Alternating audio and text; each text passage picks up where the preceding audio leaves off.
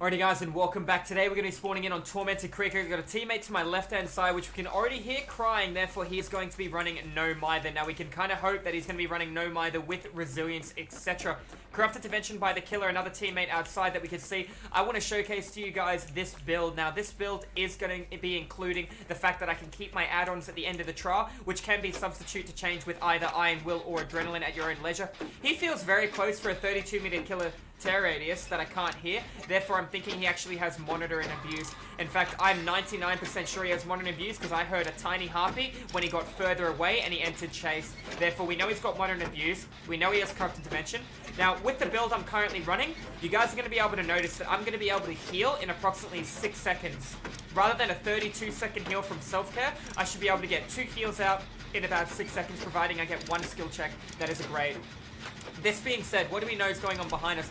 I'm not going to greed for it because he has no regression on it at all. I'm going to go up and through. You're going to get sandbagged here, sweetheart. You're a little bit behind there. She needed to keep running in a straight line. I'm going to go just for a little bit of spacing and see what happens here with the killer and what he decides to do. There's another generator I can work on. I got another teammate over there who didn't take any form of damage. Therefore, I'm going to let him go back and tap that gen while I apply pressure somewhere else. I know I got a pretty strong jungle gym to work with here. Pyramid Head can hit you through windows and pallets if he plays really well. It's all about timing and when to be able to use your ability. When Pyramid Head pulls up his sword in the first place, you'll notice that he has time to be able to do animation cancel. Now, if he does animation cancel early, it means he's not going to suffer a penalty to his movement. Now, let's look at a killer that does suffer a penalty to their movement.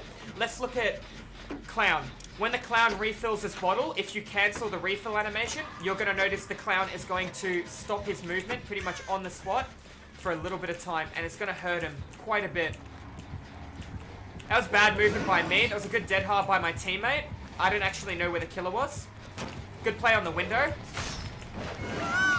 Infectious Fright on me. It's going to come round for that. I'm going to walk around here then. No, he's not going to come round for it. What do I know? I know I've got a generator all the way over here that's nearly done. It looks like Uncharted's coming in for it. I'm going to let this guy see me. Where are you going, my friend? Never mind. I know there's a Jenny over here that was nearly done. I don't know why he didn't come in for this. I'm going to apply pressure to this. He never regressed my generator over there. Because he caged, it kind of made me think he had Surge, but he didn't actually have Surge. Gotta be careful of our movement because he can hit me through a wall. Knowing my other teammate's injured, I have to be careful. No enduring. He recovered at the default rate there too. Pallet is now gone.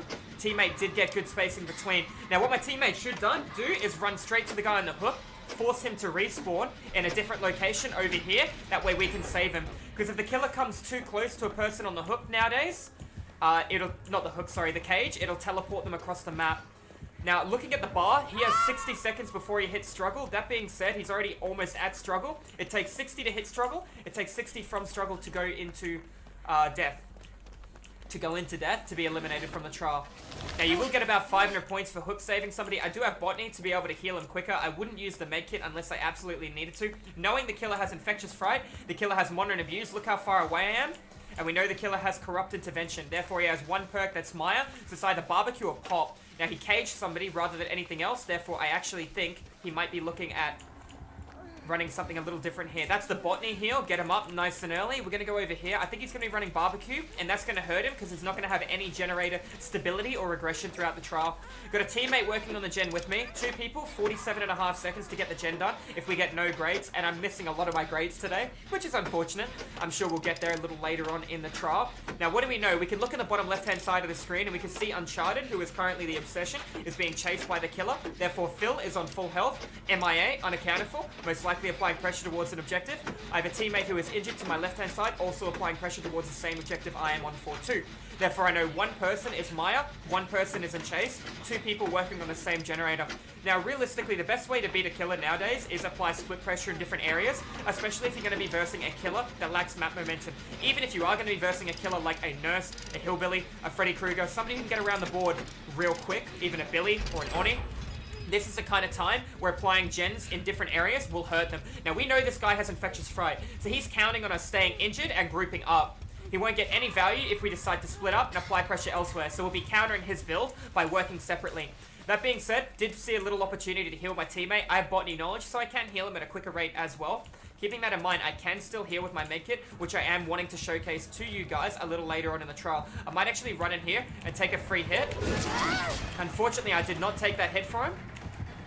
That is going to be okay, though. I'm going to come over here, and let's see what I have to do. Jenny's nearly done. I'm going to go right around.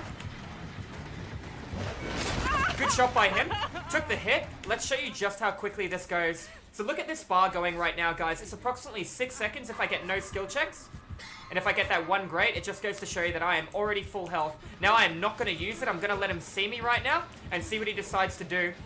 This is a little bit of a bait. I have access to dead hard. I have my heal at 99. Hopefully I make a good play. I can dead hard into a heal. I got a window here. I don't think he has range add-ons.